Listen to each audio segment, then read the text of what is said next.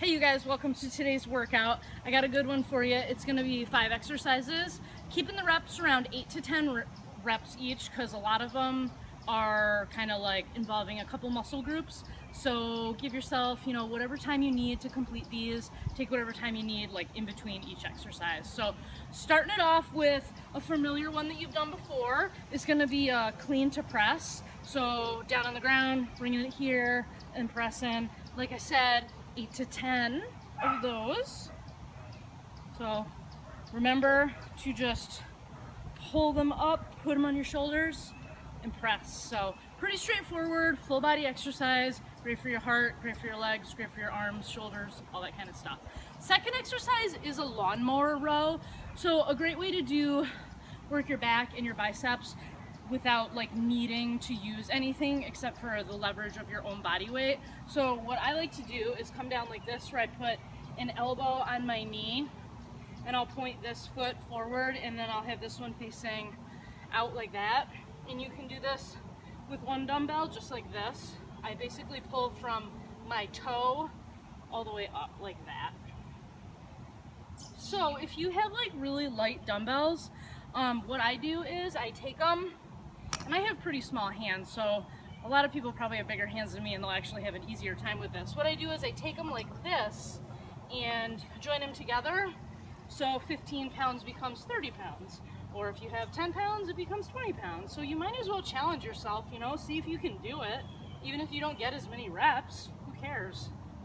Push yourself with a little bit harder weight, So you would do 8 to 10 on one side and then 8 to 10 on the other side. So the third exercise is going to be taking it to the ground. So I'm going to be on the grass here. I want to do something that's going to incorporate your core. So it's going to be a side plank. I'll show you 2 different options.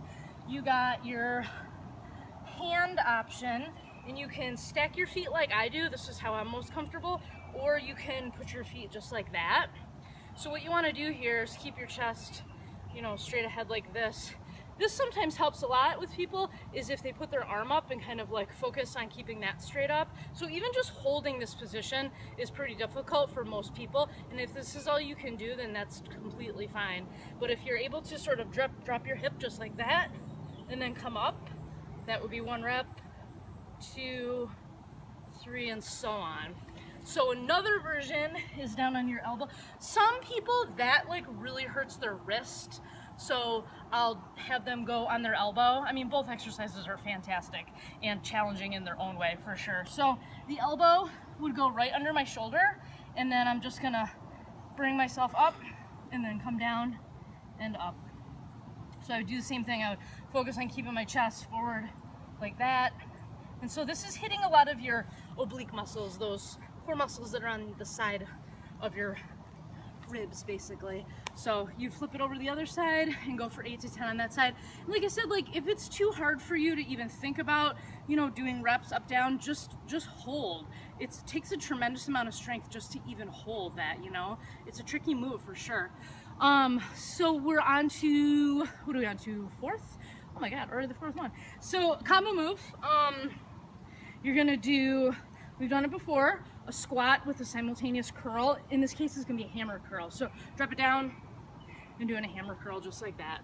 So you get 2 muscle groups working at once, which is always very, very time efficient, and it's a better metabolic boost for your body instead of just standing here doing curls or just standing there doing squats. So you would do 8 to 10 of those. And what I like about those 2 is like when you come down and you're right here squeezing, it's nothing but abdominals just like holding you up, and you got your biceps rocking and your legs are rocking too. So awesome exercise.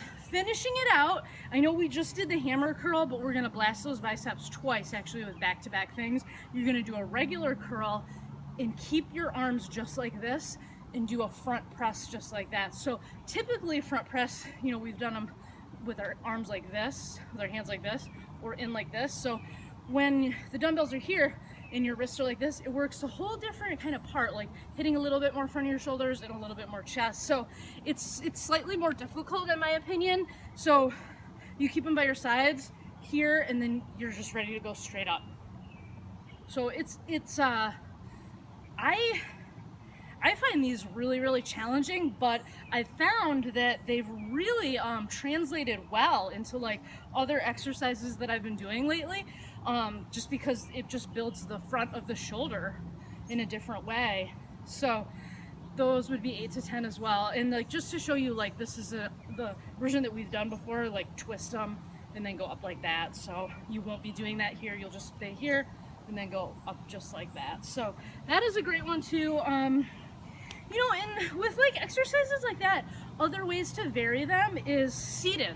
If you're at home and you have somewhere where you can sit, like a bench or a chair or whatever, a lot of those upper body exercises or curling or whatever are a lot more difficult when you're seated, because you don't realize how much you use like your core and your legs to give you just like a little bit of like momentum with that kind of stuff. So sometimes what I'll do even too at home is I'll do these like on my knees, or I'll sit like flat on the ground, and it's just, try it out. It's like, it's a little bit more difficult if you want to like up it a little bit. Maybe you have like lighter weights that you're working with and you want to somehow make it a little bit more challenging for yourself. There's always ways to make it more challenging or less challenging, and that's just one of the cool ways of like being versatile with your workouts. And now we've done several workouts, so you guys should have kind of an idea of like how, hey, cool, I can get a full body workout with very little equipment or no equipment, and you know, change all these variables and use little things, you know. So have fun with this one, of course. I mean, that's what it's all about, is having fun, and